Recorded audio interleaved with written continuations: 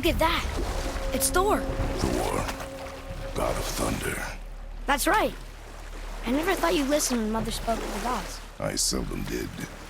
Did she speak of one who could feel no pain? Oh. That sounds like Baldur. Baldur. An Aesir god. Son of Odin and Freya. And Odin is king. That's right.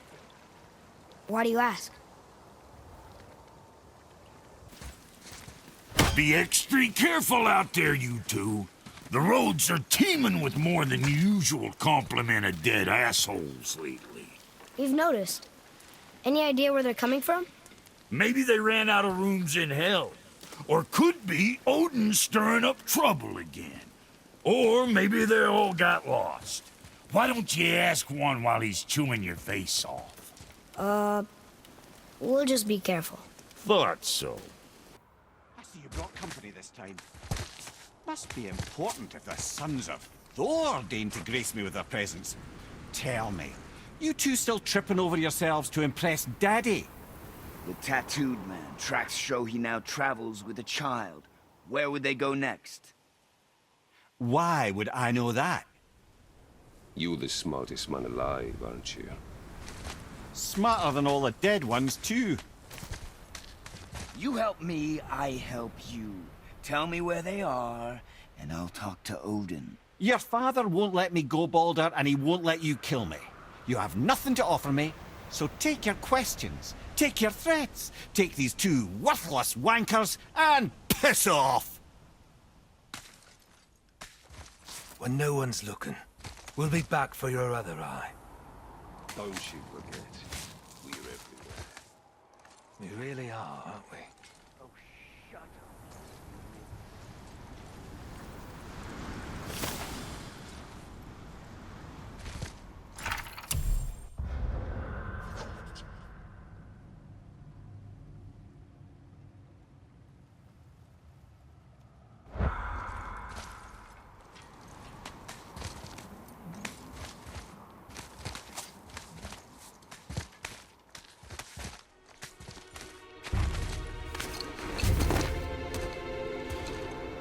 Ah, the very topic of conversation. A tattooed man traveling with a child. We check their path. Make sure we're all alone. But we just saw them leave. Do as I say. He doesn't know what you are. And I would keep it that way. Who are you? Me? I'm the greatest ambassador to the gods, the giants, and all the creatures of the Nine Realms. I know every corner of these lands, every language spoken, every war waged, every deal struck. They call me Mimir, smartest man alive. And I have the answer to your every question. Why does the son of Odin hunt us? Okay, there are a few gaps in my knowledge. But Odin's had me imprisoned here for 109 winters. I'm a clever lad. I can piece it together. Promise. Just given time. Nobody there, just like I said. The boy's mother is dead. She wished her... She wanted us to spread her ashes on the highest peak in all the realms. Oh, then you've come to the wrong place, little brother. The highest peak in all the realms is not here in Midgard. It's in Jotunheim, realm of the giants. No! That could not be what she meant. Take a look.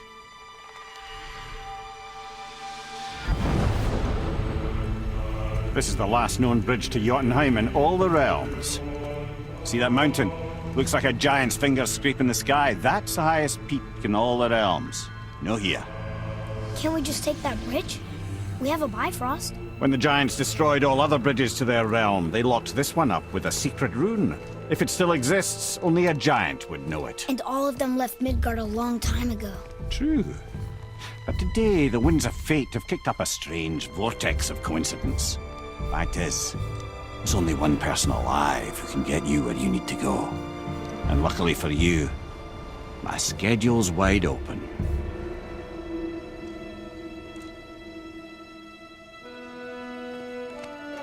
We're going to Jotunheim, right? It's your best and only move from a tactical standpoint. It's the one place the man who cannot be killed won't follow you. What do we do? Yes! First, you need to cut off my head. Wait, what? Odin made sure that no weapon, not even Thor's hammer, could free my body from these bonds. But fortunately, you don't need my body. The trick is, we need to find someone who can reanimate my head using the old magic. Old magic. There's a witch of the woods. She knows the old ways. And she'll help, she might do, worth a try. But if she fails, he will be dead.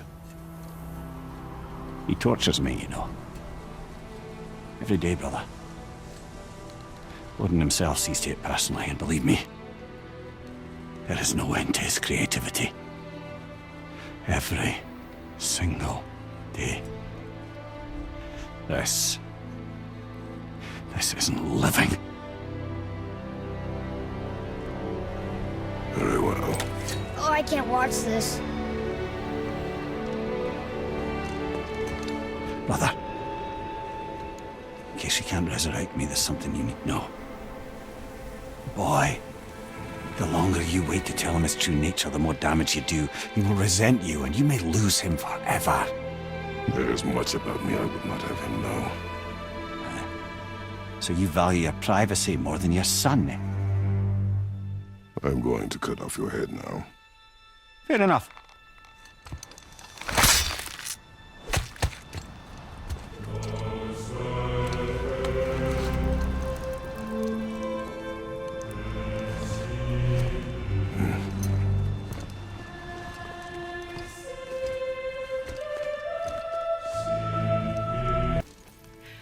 What's this about a head?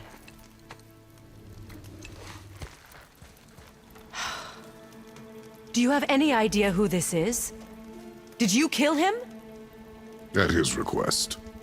He claimed you could revive him. Me? Are you sure you heard him right? Please? Take him to the table. Hemele. It's been a long time since I've practiced the old magic. Hold him there. Let's have a look. Well, thankfully his head hasn't decayed much and his brain is still intact. Nice clean cut. Cutting off his head of all people. I sure hope you know what you're doing. Now, hold his head under the water and don't let go. I mean it.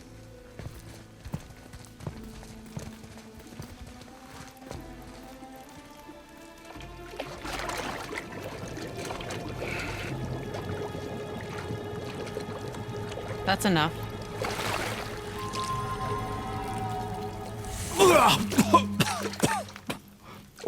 It worked! Let me see him. Mimir? You there? Yes. Good. Oh. Hello, Freya. Been a long time. You look well. What I did for them. As far as I'm concerned, death suits you better. I'd bow if I could, Your Majesty. Forgive me. Had I known the witch in the woods was Freya herself, I never would have suggested this. Freya? The goddess Freya? You didn't know either? Sorry. When word gets out that Mimir is free, the wrath of Odin won't be far behind. You are God. Leader of the Vanir, once, yes. But no longer. You did not think it important to tell me. Are you really going to lecture me about that? We are leaving, boy. But... Now. You're welcome!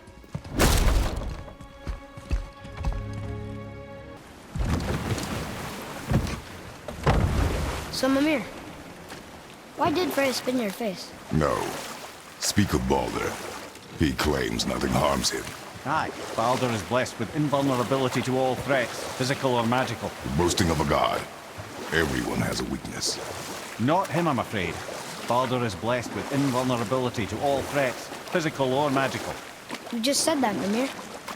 Did I? What is the source of this power? Well, as I recall, it involved, a spell? Mimir? Parts of my brain must still be coming back to life. Just need a moment to finish waking up. Hope he's not broken. Mimir, you never did tell me why Freya spit in your face. Well, she blames me in large measure for her present circumstances, and not totally without reason. It all goes back to the long war between the Aesir and Vanir. Prior to that, wars for the Aesir were easily won, but the Vanir had proved their equal and exacted devastating damage. Both sides suffered tremendous losses, and for many of us, quite frankly, war was simply no fun anymore, but a rather senseless waste of precious life. Wouldn't you agree, brother? Precisely. Enough was enough. And at last, Odin's most brilliant advisor became determined to find a more enlightened path. He set about to broker a peace between the gods. It took some convincing, but ultimately Odin was persuaded to marry his deadliest enemy, a certain Vanir goddess, legendary not only for her fertile beauty, but her genius at the very Vanir magic that Odin had long aspired to master. Freya married Odin? What was in it for her? It was a sacrifice to protect her people, a selfless act of love. Truly, she deserves better than she got. But of course, there's more to that story. I can't believe Odin and Freya were ever married. Love and hate are more closely intertwined than you might imagine. For instance, Odin hates the giants and they him. But Thor's own mother was the giantess Fjorgun, one of Odin's great loves. So Thor's half god and half giant? Weird. Once Fjorgun was gone, lonely ages passed for Odin. And as war with the Vanir raged, I could see what he really wanted beneath his bluster. And after no small amount of convincing, Freya agreed. For a while there, he really turned on the charm. He seemed happy. He seemed interested in making her happy. He granted her so many wishes I can scarcely recall them all. The peace held, and I truly believed all had worked out better than I could have planned. But Odin's true face showed itself again in the end. Oh, he won Freya's trust, and she taught him some of her Vanir magic, another choice she would live to bitterly regret. Sadly, despite his wise counsellors' best efforts to persuade him that peace was the only true path to stave off Ragnarok, Odin never let go of his obsession with Jotunheim. The taste of Vanir magic led him to new forms of experimentation and new levels of depravity. Okay, obviously the marriage to Odin didn't last. But how did Freya end up a hermit in the woods? Oh, that was a singular piece of cruelty, even for Odin. As if the marriage wasn't punishment enough. Freya was better to him than he deserved. She stuck it out through all manner of indignity, all in the name of maintaining peace and safety for her people. But Odin's madness, his tyranny, his corruption of her magics, it became more than she could stomach, and at long last she broke it off. Odin's wrath was fierce, and his curses upon her were more than she dared to fear. But her magic was so much stronger than his. After so much time together, he knew her vulnerabilities, and exploited them to craft curses she could never break. Oh, like not being able to leave Midgard. Worse still, he robbed her of her warrior spirit. Freya cannot fight, even to defend herself. No living thing may she harm by blade nor spell. In a world this belligerent, what choice does she have but isolation? Poor Freya. I guess if I was her, I'd spit in your face too. Aye, lad. So would I. Well, you gentlemen certainly know how to get around. Why don't you tell me how all this began with Balder? He just knocked on our door. Balder of Asgard just knocked on your door? Yeah, he just showed up and started a fight. He said he wanted to know something. He said, I know what you are. Oh, well, we'll circle back to that later. What exactly did he want to know? I was under the floor by then. He said I already knew what he wanted. Perhaps he mistook me for another. That's quite interesting. So what do you think, Mimir? What does Baldur want with us? Well, let's look at what we know. Baldur is Odin's finest tracker bar none. If he wants you, you have to consider the possibility that Odin wants you. And as for what Odin wants, on this I have some expertise. What could we have that Odin doesn't? He's like the king of gods. Of the Aesir, aye. But his reach is not unlimited, and where he cannot reach, he is preoccupied with going. He's certainly tortured me enough about it over the years.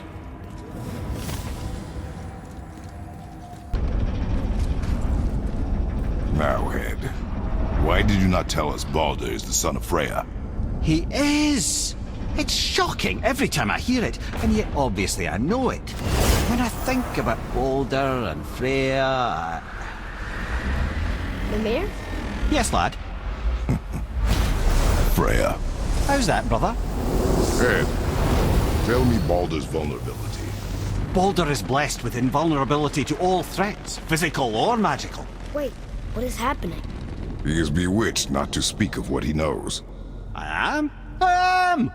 Oh, that's it precisely. I wonder how long that's been so. Since she had my head at her mercy, or back when I figured out Baldur's weakness. Mimir!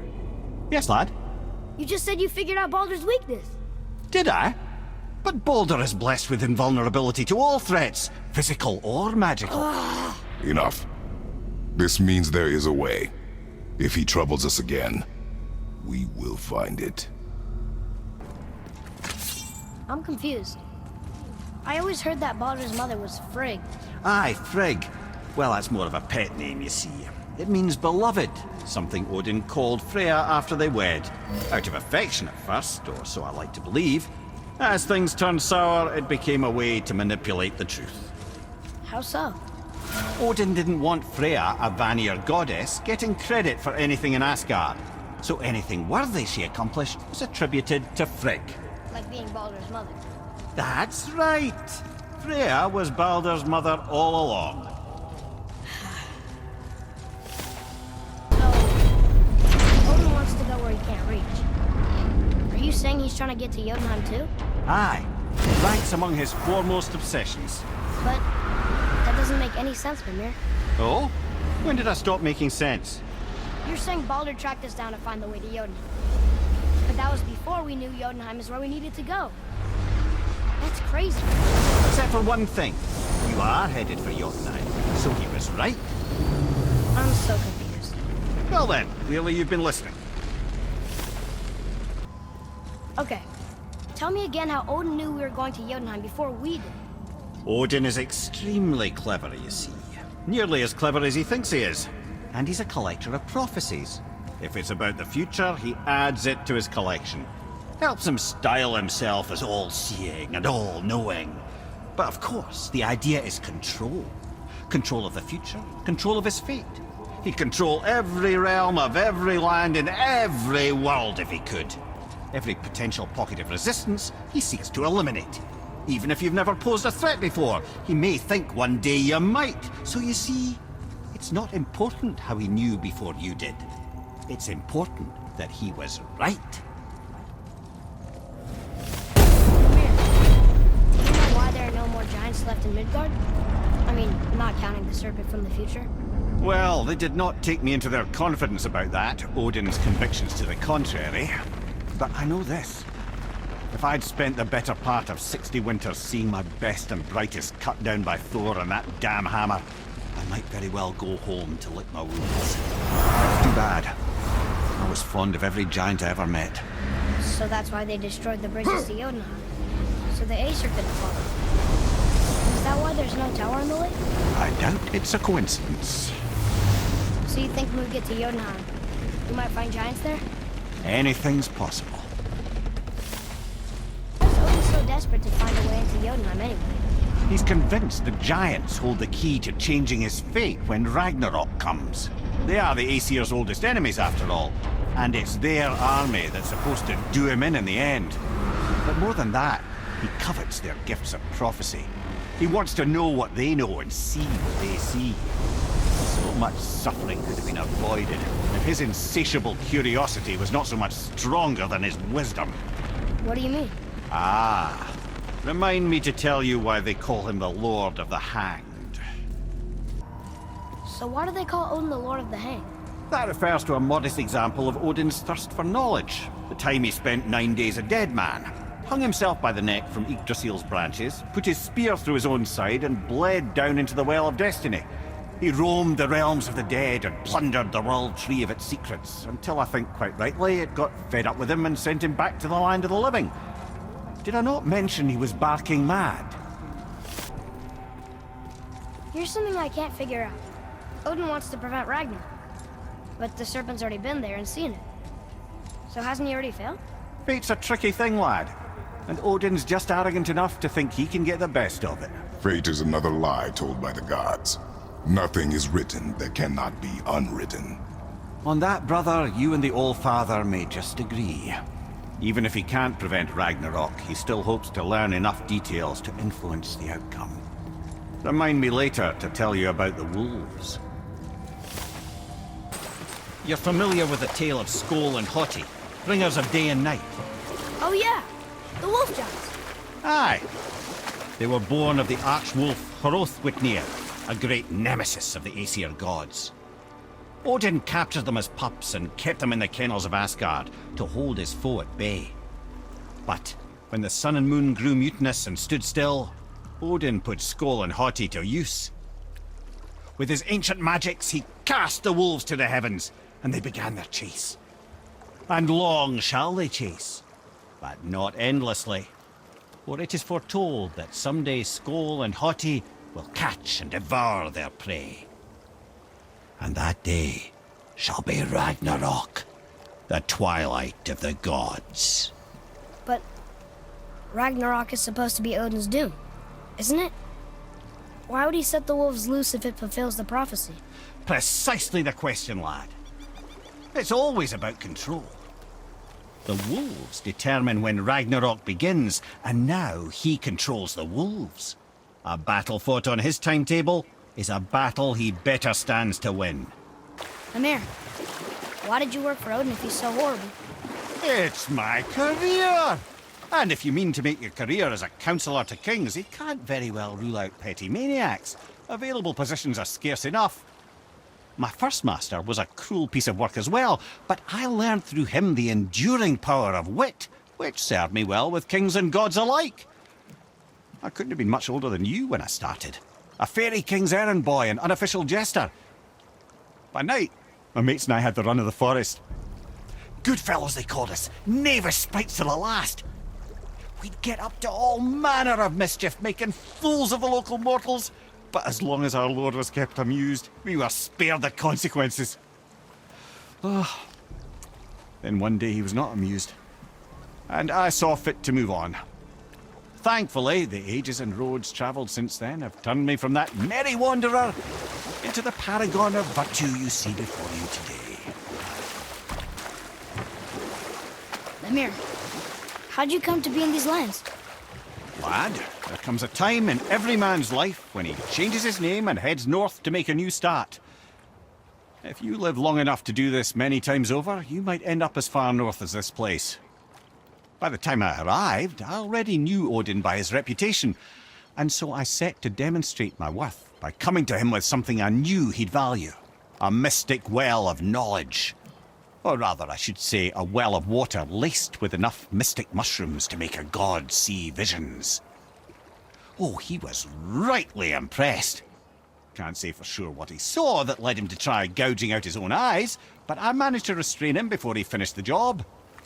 Then I persuaded him it has been his sacrifice made for an even higher form of sight to be bestowed. Blah, de blah, de blah, de blah. I used to think he never caught on. But the day he took my eye, I realized he had never been fooled.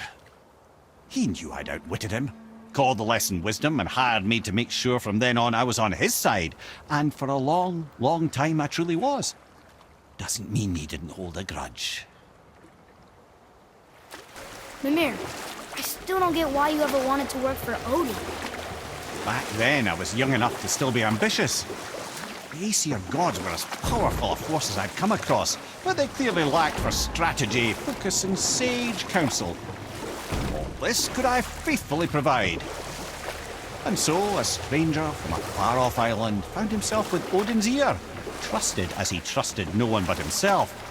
And with that kind of power, laddie, I must confess, there are perks. Yeah, but he's Odin. I never claimed to be perfect, laddie, only clever. And often too clever by half. So what'd you do to get Odin so mad at you? Well, for a long time my job was to enable Odin, and I was fucking excellent at it. Gradually, as I grew more to care about people and the world, my job became to contain him, to protect him from himself. By serving peace, I served his interests as well. That's the truth. But he saw it as disloyalty. No longer trusting my motives, but not wishing to part with my brain or tongue, he bound me to a tree and adopted a new pastime of casual torture. Well, I'm glad we came along to cut off your head. Aye, lad. Lucky break that was. So, why was Tyr helping Odin meet with the Giant Kings? Well, this was when the Long War was young, and victory was still a thing dreamed of, and the Jotnar might have tipped the balance between Aesir and Vanir. Odin had persuaded Tyr that the hammer was merely a deterrent, a means to broker peace from a position of strength. Tyr was hopeful to convince all parties they would prosper best through peace. He knew the giants were deeply concerned about the hammer, a super weapon in hands they did not trust. But they trusted Tyr. Tyr always believed the best in people, and taking Odin at his word in his desire for peace, he brought the Raven King to Jotunheim. From there, things unravelled quickly. The giants anticipated Odin's trickery and exposed his true agenda to spy and steal their secret wisdom. With magics, they expelled Odin from their realm and cursed him never to return. Frustrated, Odin visited his fury upon the giants of Midgard. Thor unleashed Mjolnir's might upon any giant he could find. None could stand against the tide of slaughter that followed. And at last, it seems, with Tyr's aid, they retreated. The tower disappeared, no giants could be found in Midgard, and no man nor god has set foot in Jotunheim since. It's Tyr, but the middle panel is missing. Wait, I thought Tyr was a god, not a giant. Aye, but he was loved by everyone, including the giants.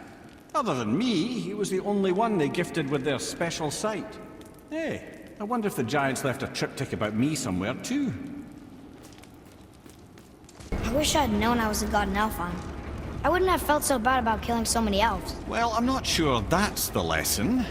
You've done nothing to regret. The elves forced their affairs upon us. No, I get it now. We had god things to do, and they were in the way, dragging us into their little problems. Again, are we just leaving that there? I mean, just knowing we're gods makes me feel so much stronger. Maybe you feel a little too good right now. With power comes a big choice, lad. You can either serve yourself, or put your godhood in the service of others, like Tyr did. People really loved him, huh? Aye, a god of war, but one who fought for peace. Had a reputation for being heroic and lawful, using his power and knowledge to stop wars rather than start them. So there are good gods. Once in a moon, it's been known to happen, yes?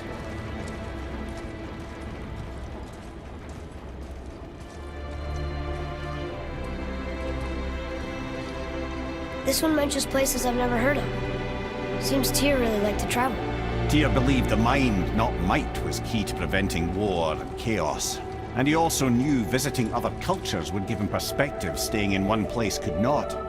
While Odin always hoarded knowledge, guarding it jealously, Tyr was open and sharing with his learning and his wisdom. For this, mortals adored Tyr, showing their love by bringing him gifts the world over.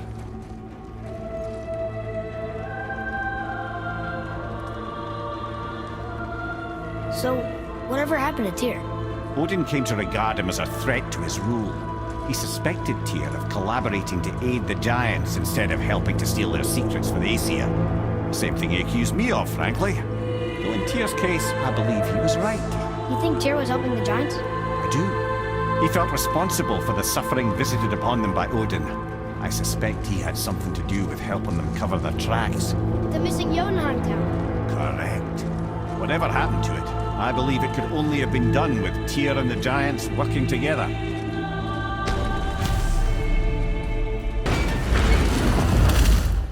Look at that! It's the missing panel about Tyr. Odin must have stolen it. But why? He always has his reasons. Might I have a look? Well, this is most unexpected. Why? What does it mean? I haven't the foggiest. Isn't that unexpected? Head. Look, clearly that's Tyr. Traveling somehow. Perhaps magically. But what's that to do with the giants that they should devote a shrine to it? I'm afraid that is none too clear. What are those runes in the corners? Not runes. Symbols from different lands. They mean... War. Aye. How do you... This one I know too well. Oh.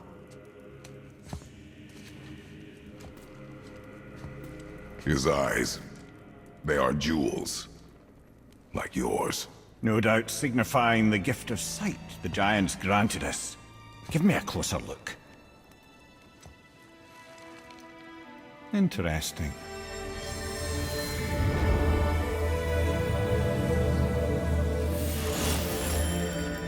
Very interesting. What is that? Secret plans concealed by Tyr so none could access but him. And those few others the Giants trusted. And right under Odin's nose, ho ho ho! I did promise I'd get you to Jotunheim. What do you mean, Head? You said we were out of options. Don't you see, brother? Odin never gave up hope, and neither should we. He knew there was a clue in here, but we're the ones who found it. These plans are for a key to some chamber Tyr's kept hidden.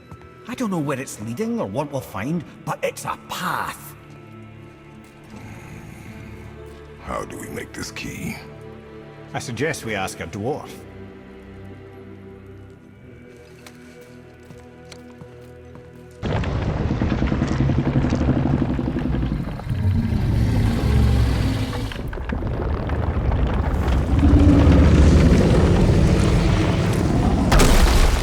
Why is he doing that?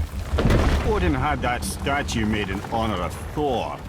And seeing as the world serpent absolutely abhors the fat dauber, he was probably sick of looking at it. But... doesn't that hurt? Well, he and Thor have a bit of an unpleasant history between them. Or they will, anyway.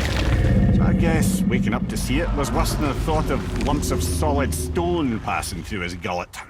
You want me to ask him?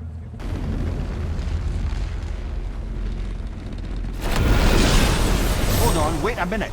This isn't going to work. What? There's no travel crystal. Tyr must have used his own eyes to refract the energy. It was his final failsafe. You've got eyes like him, Mimir. I've got an eye. One! Odin plucked out my other eye precisely to keep me from traveling. Sorry, lads. Thought that would work. What did Odin do with your other eye? He'd have kept it. In any of 100 places, I'm afraid. We've come so far. There has to be a way. Look, bit of a long shot, but for years I'd see Sindri, sometimes Brock, lurking around in that mountain when Odin came for his visits. Maybe they know something. Brock and Sindri.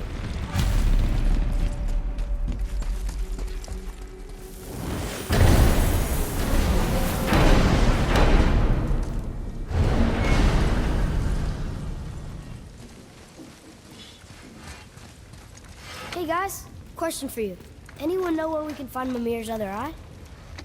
Oh. That's...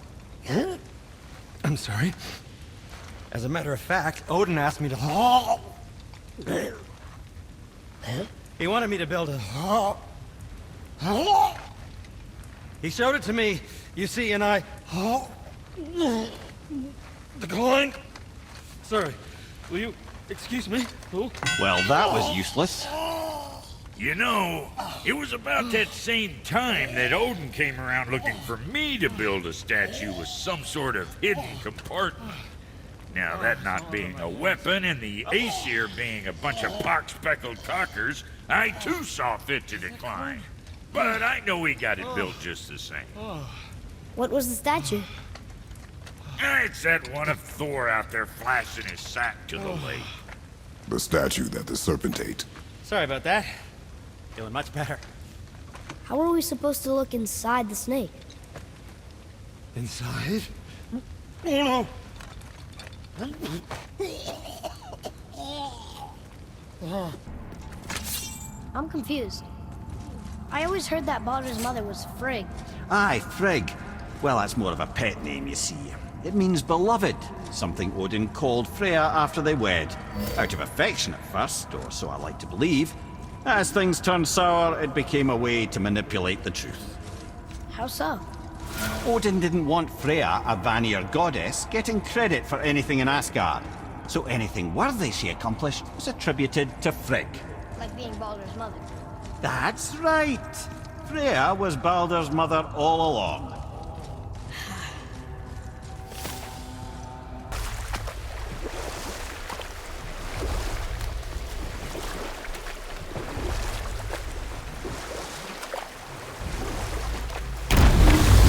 What's happening to him? Nothing good! Glad that's over. Is he getting hit? What is that? We must hurry. Couldn't agree more, brother.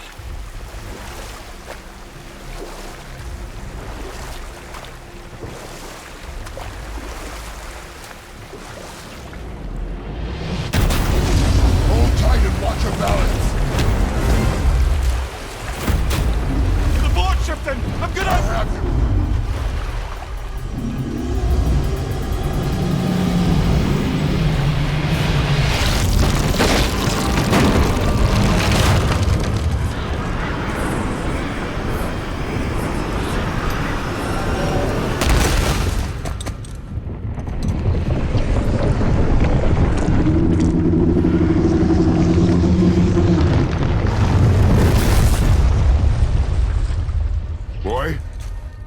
Boy! I'm good. I think I'm getting kind of used to this. What happened to him? Something we did? No. Something else. A dead giant. Why would the serpent leave us here? Look!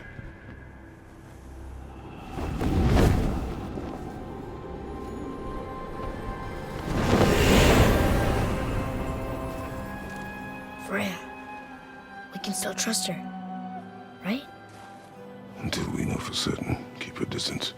The world's serpent. What's happened here? We hoped you would know. You are far from home. I'm looking for my son. The two of you. You helped me see things more clearly. You do not know where he is then? No. But the woods and fields speak his name. I know he walks here in Midgard. When did you see him last? Long ago. Before you were even born. Why are you standing so far from me? What's wrong? Something's happened. There!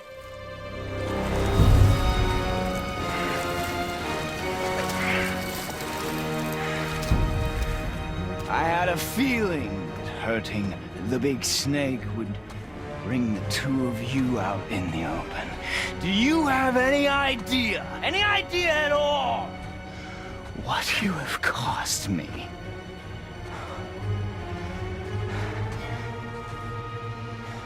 Why did Baldur say we cost him? Odin must have convinced him that following you to Jotunheim would bring his cure. Lies, I'm sure. Why did Mistletoe break the spell? Vanir magic is powerful, but its rules are slippery and elusive. I'm sure it makes sense if you're a witch. Oh, but it's also bloody tragic. Baldur was the greatest gift Odin granted Freya, the one thing she treasured from their marriage. She only hoped to spare him pain and spare herself loss. But such impulses can lead good parents to make terribly stupid decisions. Another one here. This one's called Surtr. Must be a fire giant. Aye, the first and original. He makes a flaming sword. A weapon of legend. He fights Thor and Odin. But is that the past or the future? That may be a matter of perspective. Mimir, is there a story for the giant with the flaming sword? Surtr the Brave. Of course. We've spoken so much of frost giants. It's about time we instead met the most fiery giant of all. Back when Ymir first emerged from Ginnungagap, it was Surtr who followed next. He came from Muspelheim, the fire realm, bringing heat to the young cosmos, conjuring the sun from his primordial flame. But let's come back to that flaming sword, shall we?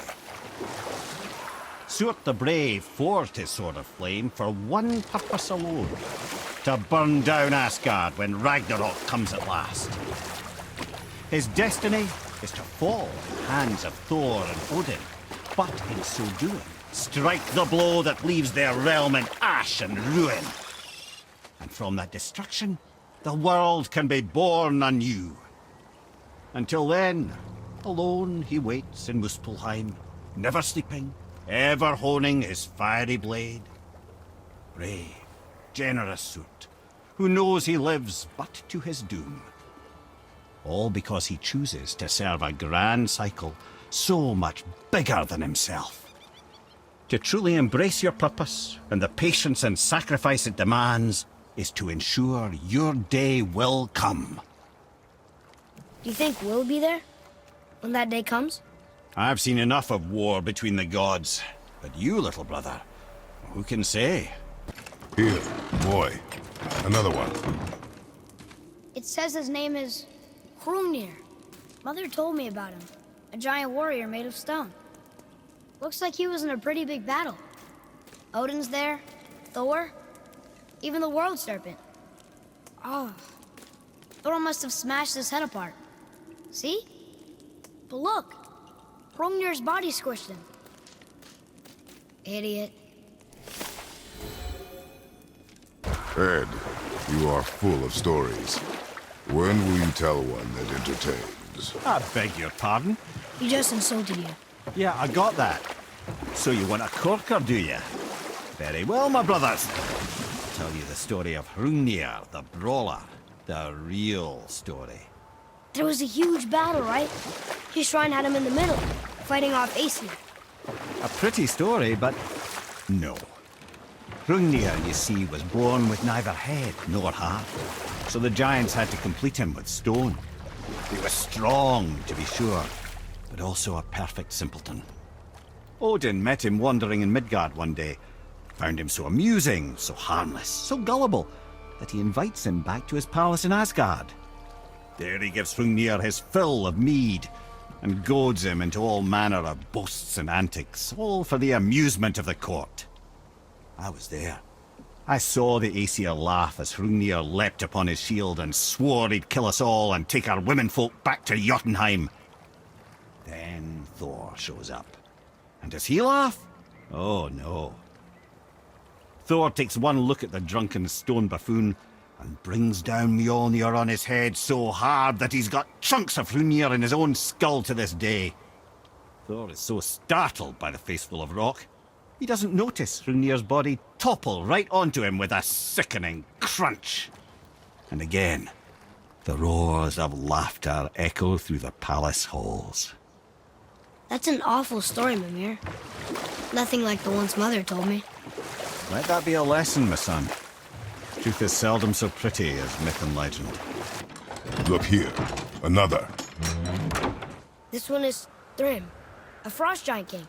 Correct. A cunning one as well. Is that Mjolnir? Did he steal Thor's hammer? Aye, for a time. A lot of these seem to end with Thor killing them. Imagine that.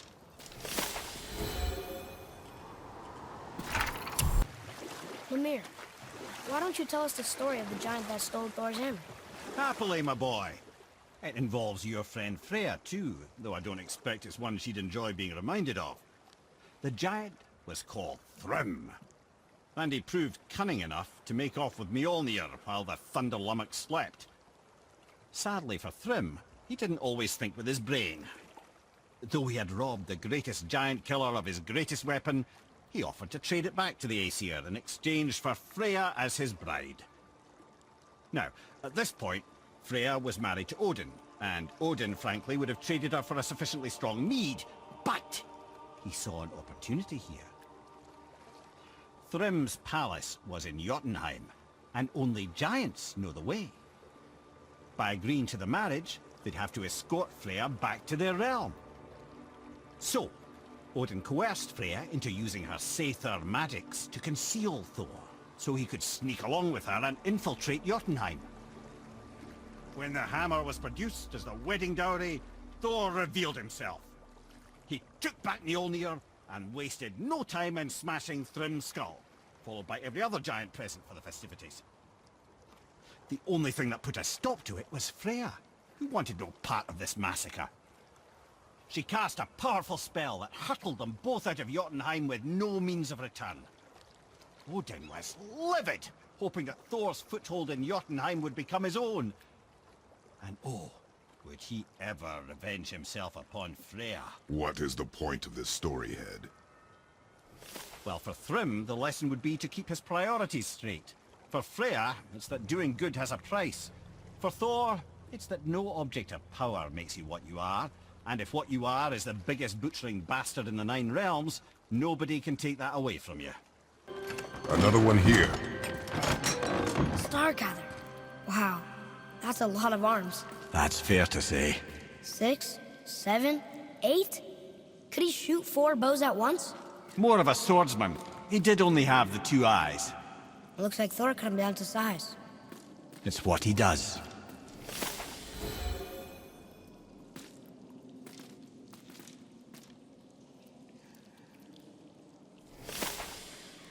Okay. What about the giant with 8 arms? Starkad the Mighty, he was called. If the Giants ever had anything so organized as an army, Starkad would have been their general. An opinion, in retrospect, I should have kept to myself. But no, as Odin's advisor, I kept him advised. And having bent his will towards Starkad's doom, there was no dissuading him. But even Thor wasn't stupid enough to take on Starkad on his own. No. Instead, the Aesir set forth slanders upon Starkad's name, branding him throughout the realms as a monster to be feared. They said he abducted an elf queen who killed herself rather than be ravished by the giant. Lies, of course, but you're too young for her story. In the end, even the Vanir gods and the armies of Midgard were roused to the cause. They surrounded Starkad, showered him with arrows until he was brought to his knees. He surrendered, hoping by trial he could clear his name. Thor took advantage and ripped off one of Starkad's arms, which only made it easier to sever another and another until he was satisfied. Relieved of 6 arms and too much blood, Starkad perished upon the battlefield.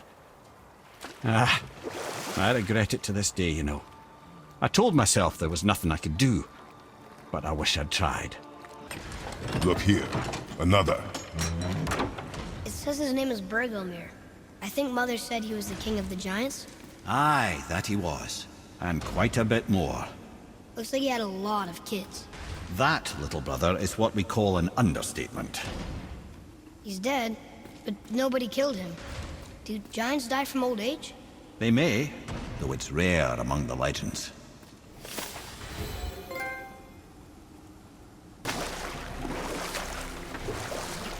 If I'm not mistaken, we've yet to discuss the tale of the giant Bergelmir. Oh yeah. I remember his shrine. It looked happier than the other ones. Mostly. It begins in an ocean of blood. Finally, a story worth hearing. If you remember, Ymir, the first giant, was fatally stabbed by Odin. It's in his blood our story starts. Ymir's magical guts poured out in a torrent so violent it threatened to flood all of creation. The Jotnar were unprepared, as the very last of them were washed away in the endless tide. Not just Ymir, but all of giant kind faced extinction. And so would Odin's victory have been complete. But Ymir's kind did not all perish that day. Staying afloat in the hollowed husk of a tree, the frost giant Bergelmir endured, as did his lady wife. For weeks they sailed, until finally they came upon a new land. They called it Jotunheim. And there they would start anew. As father and mother they would multiply exceedingly, and as king and queen they worked to make Jotunheim a land where giants would know no master but themselves. Bergelmir never sought revenge for Odin's slaughter. His vengeance was to live and prosper. He died at peace, a legion of his kin to mourn him. He would ever be known as Bergelmir the Beloved. Bergelmir the Beloved. Huh. I've never heard a story end that way. Not a true one, anyway. If you do, laddie. Look here. Another. This giant's a sorceress. Her name is Groa. Looks like she had visions. Did Odin kill her for her book?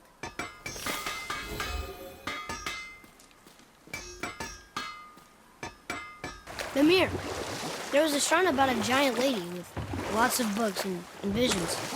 Ah, that would be Groa, the Knowledge Keeper. She was a gifted sorceress who gathered every tome of arcane wisdom she could find in the realms, all in the hopes of augmenting her powers of prophecy, that she might find her lost husband, Allfather.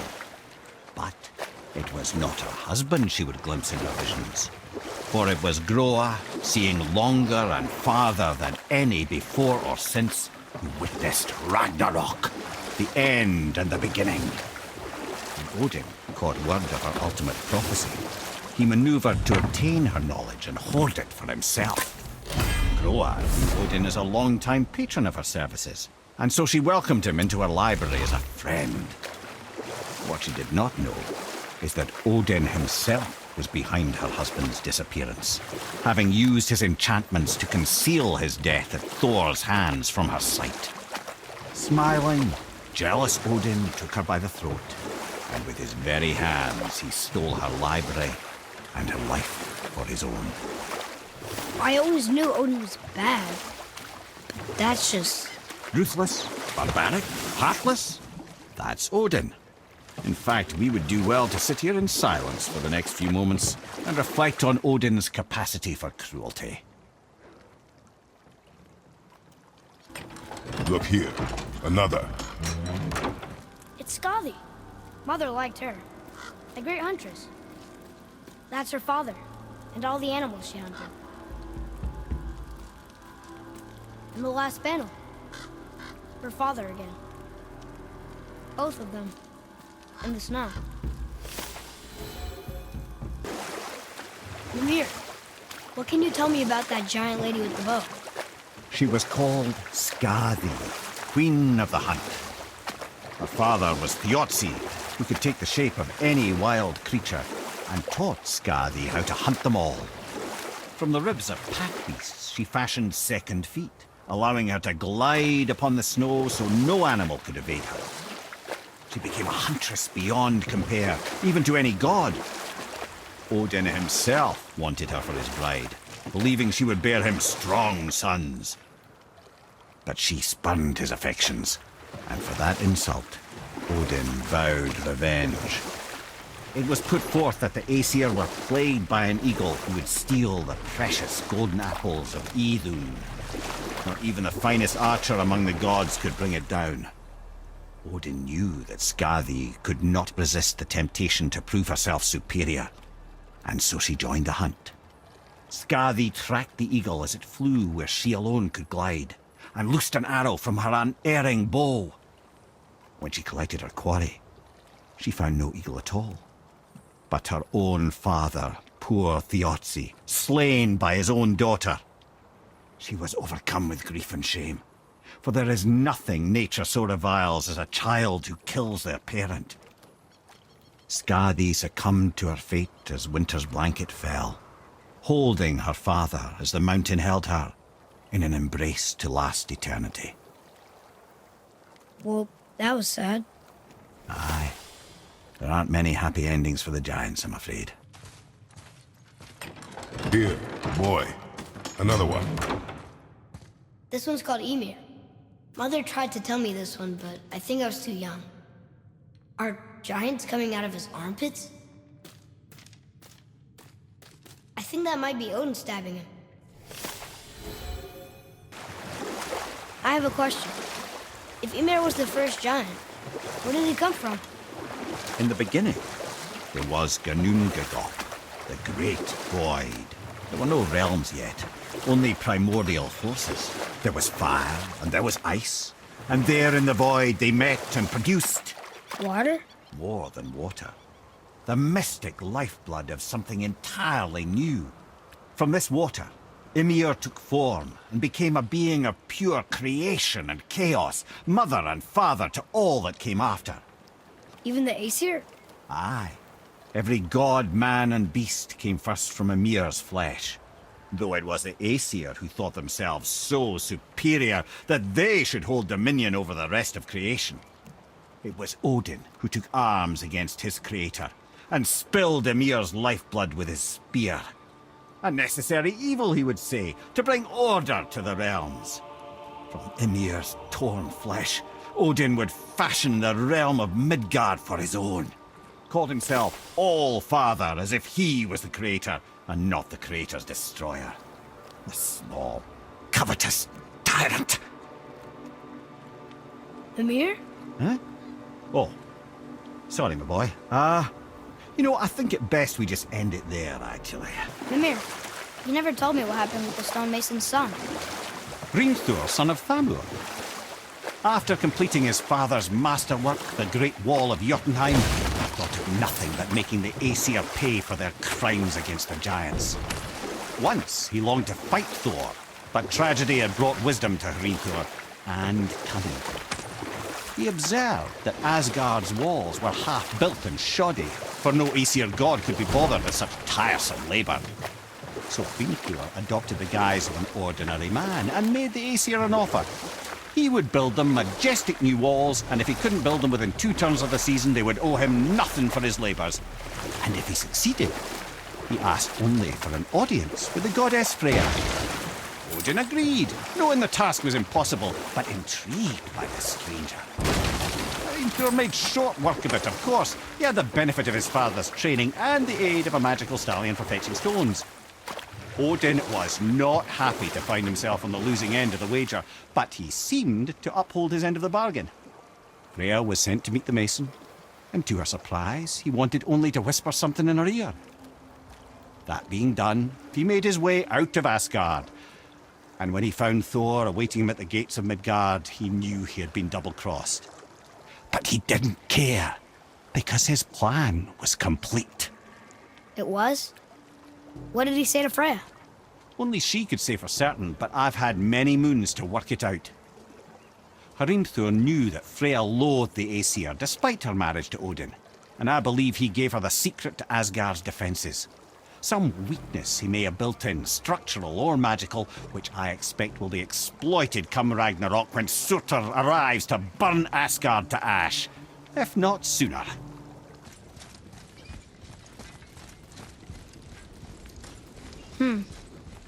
Boy. It's nothing. I just thought I'd hear voices by now.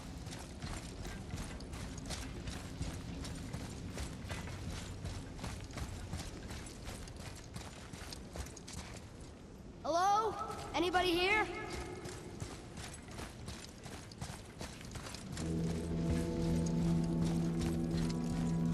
What is this place? They must have all come through here when they left Midgard. What was left of them. Why carve all these faces? What if this is all the giants that got out of Midgard alive? Not really many at all. Odin and Thor, ruining everything for everybody.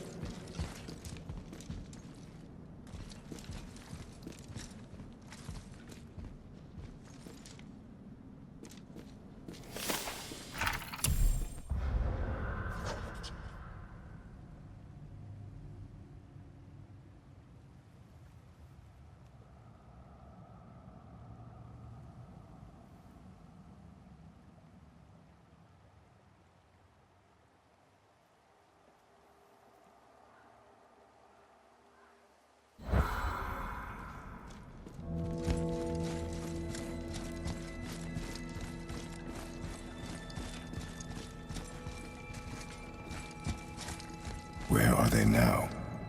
The giants came back home so they could survive. But I'm not sure they did. I know I've been up in a mountain for a while now, but since when do the dead not stay dead? A little resurrection among friends is one thing, I can hardly complain. But it's as if hell itself is shambling into Midgard. Freya Freya said the world was out of balance. That somebody meddled with forces. Oh, that's plain to see. And Odin is the king of meddlers. But I shudder to think what he did to cause this. Perhaps it involves the Valkyries. That'd be playing a dangerous game indeed. A Valkyrie? Imprisoned? She actually did it. A Valkyrie? But I thought they were just spirits. Take caution, lads. A Valkyrie in the flesh. I can't think of a more formidable opponent. She does not attack. Does she even know we're here?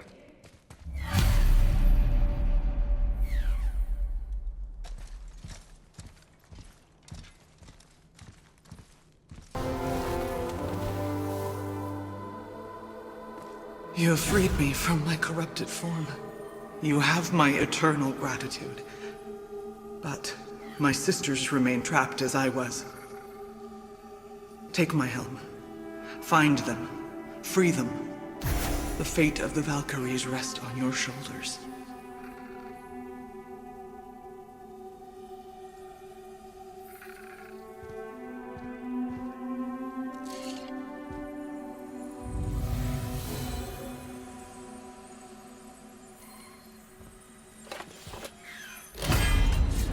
The fate of the Valkyries. Sounds pretty important. That's putting it mildly, lad. What do you know of them? A fair question, and yet not one easily answered. I know more than most, but much of their history is veiled in secrecy. My own experience with the Valkyries ends with my imprisonment. You are avoiding the question, Head. As I said, brother, it's complicated. I don't know why or how they become such wretched creatures, but perhaps if we can free more of them. You want us to fight more of those things? The fate of the Valkyries, lad. A more worthy endeavor there is not. It will be dangerous. Well, that hasn't stopped you before, eh? That's the spirit.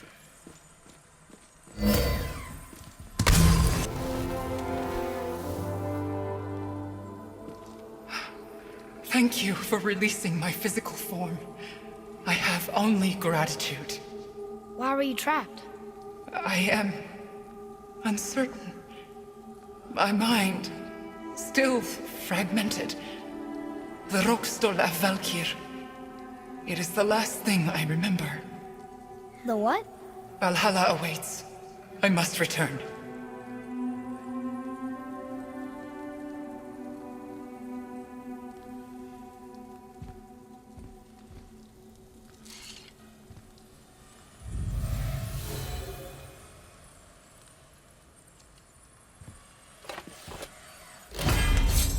The Rokstol of Valkyr. What is that, Mimir? It's a council chamber of sorts, hidden away in Midgard.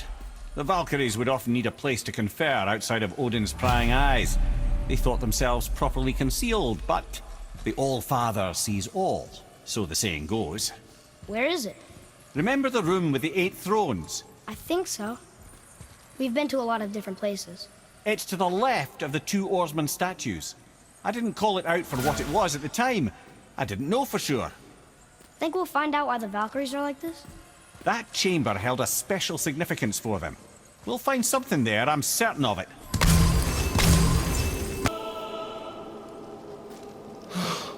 Freedom. That's right, milady. You are free. You have destroyed my physical form. I have nothing to give but my gratitude. I guess that's all we need. Gratitude does not pay for weapon upkeep, boy. Valhalla awaits. Farewell.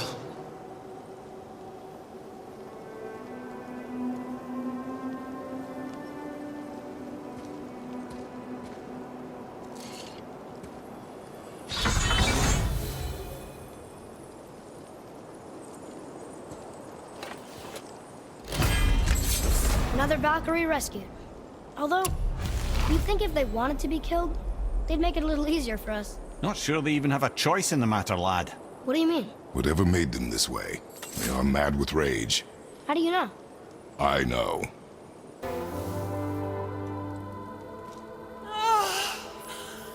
Freedom! Cursed no longer! A joyous day indeed. Oof, this one is louder than the last. Milady, please tell us. Why were you in this physical form? Why fight us? I do not know. The soul of a Valkyrie cannot remain pure in a physical body. We belong in the spirit world, which is where I now go. Goodbye!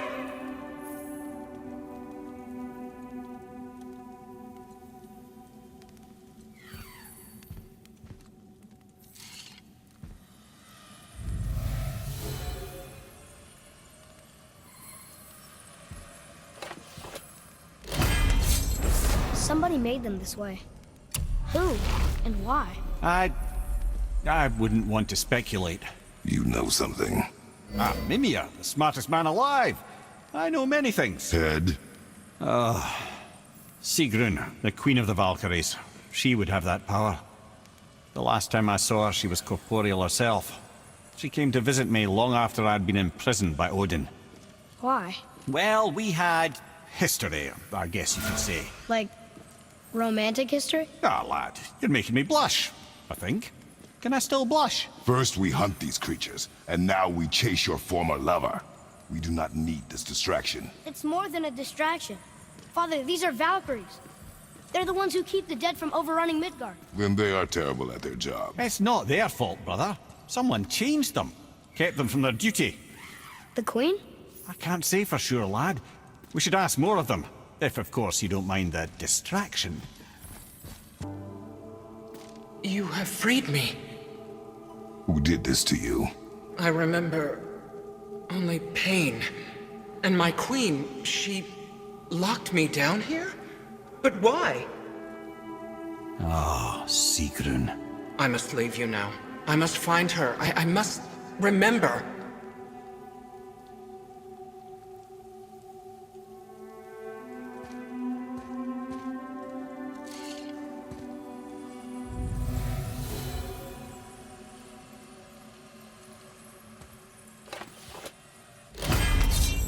Sounds like your queen is responsible, Head. Aye. When I saw her last, she was different. Changed. And not just that she was in physical form. She was more volatile. I tried to talk to her about it, but she had just come to say goodbye. I didn't think. I'm sorry, Mimir. We'll find her. Not sure she wants to be found.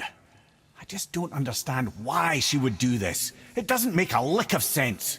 And if she is responsible? Then we'll have to stop her. The Valkyries must be freed, and we're the only ones capable. We? Well, who do you think's gonna watch your back? Thank you. I am free. But why was I imprisoned? We think your queen did this to you. But why would Sigrun hinder our duty? That's the mystery we're trying to solve, milady. Can you think of any reason she would have to do this? No.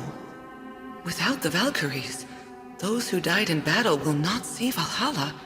Helheim will overflow with the souls of the departed, and drown Midgard in a sea of vengeful corpses. No greater shame exists for a Valkyrie. I must go. Attempt to staunch the bleeding. Farewell.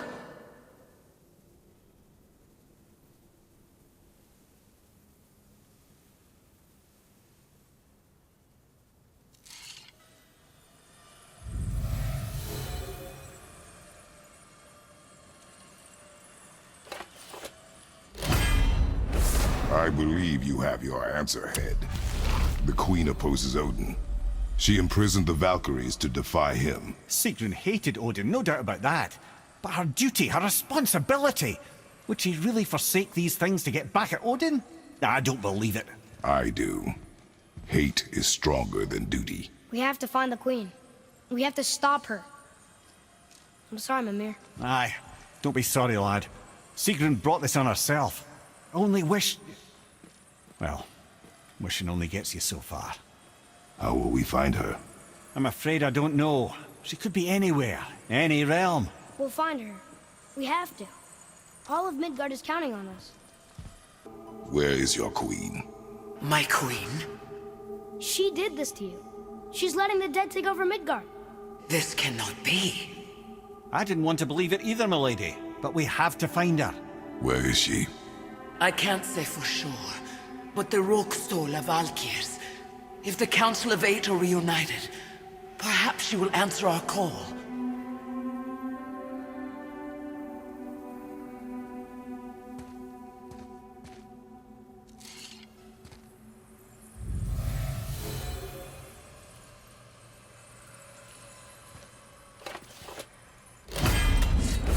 Council of 8. Looks like we have more Valkyries to hunt. Aye, lad. But at least we know where to find Sigrun. But where do we find the remaining Valkyries? Other realms. Good thinking, brother. Muspelheim, Niflheim. Sigrun would have no qualm with interning her Valkyries outside of Midgard. The area.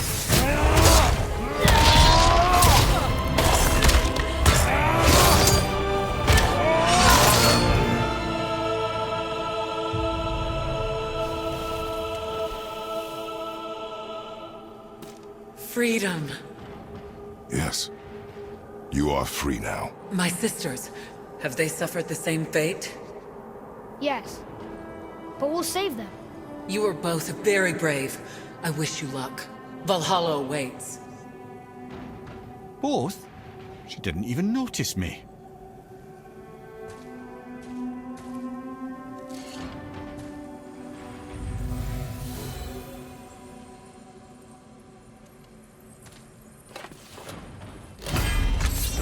Council of 8. Looks like this was our last one. Aye, lad. On to the Rokstol and Valkyrs then. If you remember, it's next to the 2 oarsmen statues on the path we took to Thamur's chisel. This queen of yours, she is strong, yes? Stronger than these other Valkyries we have faced. That's putting it mildly, brother. Then we must prepare ourselves.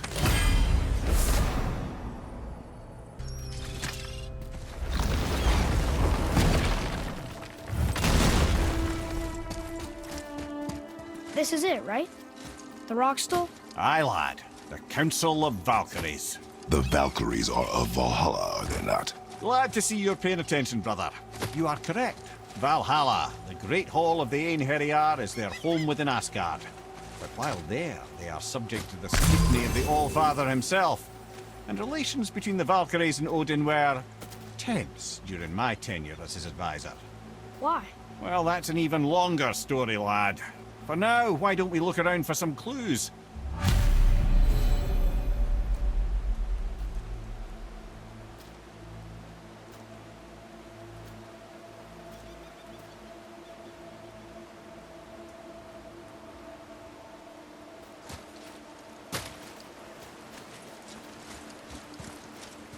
Try placing one of the Valkyrie helms on a throne.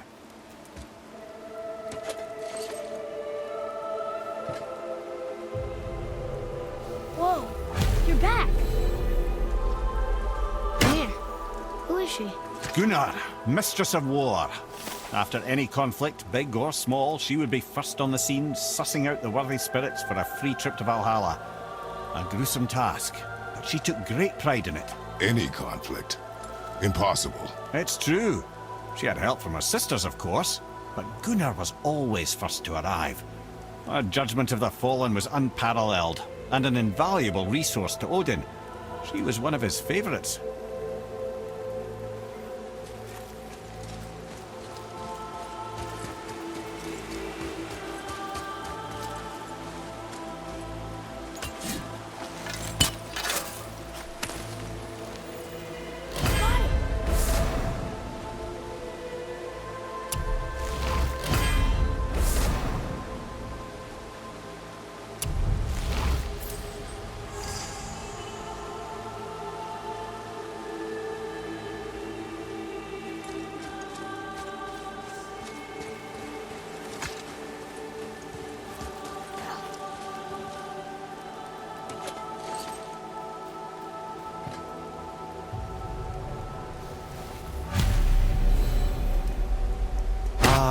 Gondul.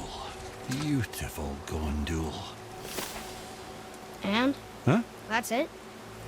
Beautiful Gondul? No story or anything? Oh, sorry, lad. The sight of Gondul always took my breath away. Gondul had a silver tongue, a sharp wit, and struck a figure so stunning it literally drove men insane. Odin forbid her from setting foot in Midgard after a time, as insanity is not a welcome trait in Valhalla.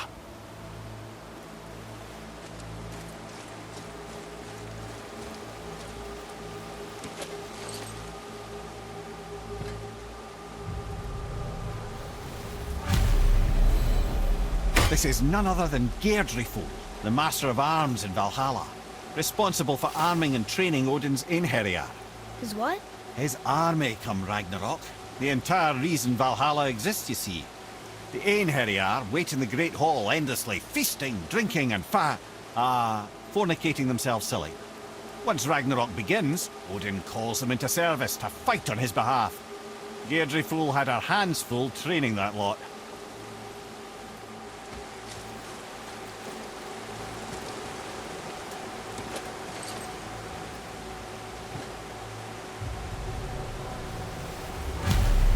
This, my friends, is Kara. Now, Valkyries are volatile by nature, but Kara, the lass is wild storm personified. A wild storm. Aye, calm and collected. Then the air would shift and the fury of her storm would unleash. It was beautiful in a way, assuming you could find proper shelter. Her tears would cleanse the blood-soaked battlefields.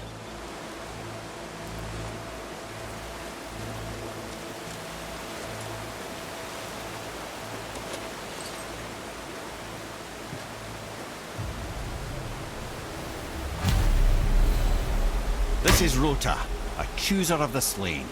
I thought all the Valkyrie did that. Not exactly, lad. Although that is what they're most famous for, and by far their greatest responsibility.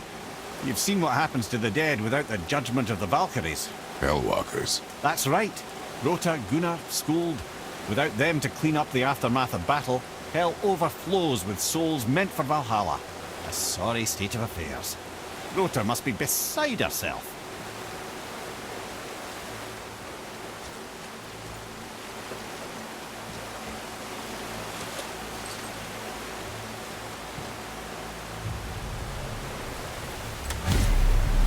Ah, here we have Air, the healer. A Valkyrie healer? Strange. Air was strange, as a matter of fact. Very quiet, very calm. Where her sisters were violent rapids, Air was a gentle stream. She healed the wounds of both mortals and gods, and even a certain all-knowing sage who once drank too much and fell off a mountain. Not my proudest moment.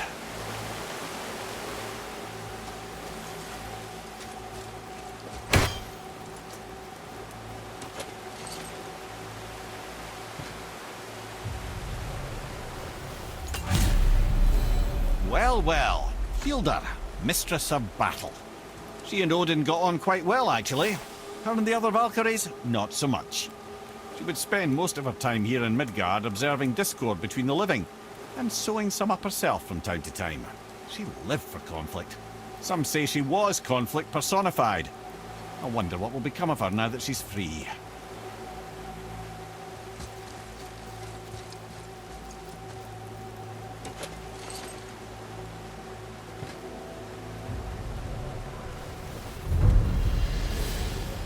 Hrungnir, once the daughter of a powerful chieftain. She fell defending him during a Reaver attack. Hrungnir was escorted to Valhalla, where she chose to devote her afterlife to the pursuit of knowledge above all else. Quite unusual behavior amongst the constant drinking and feasting of her fellow Valhallian denizens. How'd she end up a Valkyrie? Odin. He saw a kindred spirit in Hrungnir's single-minded pursuit of knowledge. He appointed her as the Valkyrie's resident historian.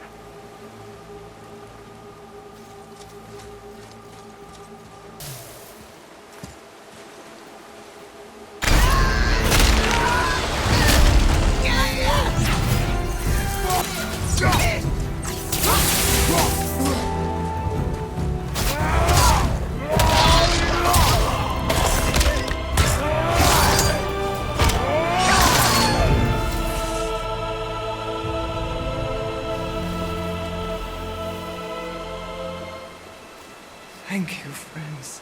You have saved the Valkyries. Sigrun, how did this happen? Mimir, is that you? You have been freed, but... Freedom comes at a price, milady. You speak truly. Countless winters we serve the Allfather. But only through his union to the Queen did we ever taste some measure of freedom. But aren't you the queen? There has only been one queen of the Valkyries, the goddess Freya.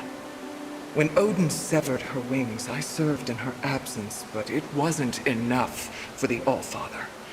He used an archaic piece of magic, corrupting my sisters.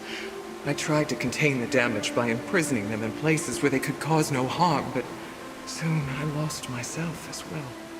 Sigrun, I'm sorry for being so worthless. I could have done something, or tried at the very least. What will you do now? I must reunite with my sisters. Together we can restore balance to the realms. You have the eternal blessings of the Valkyries.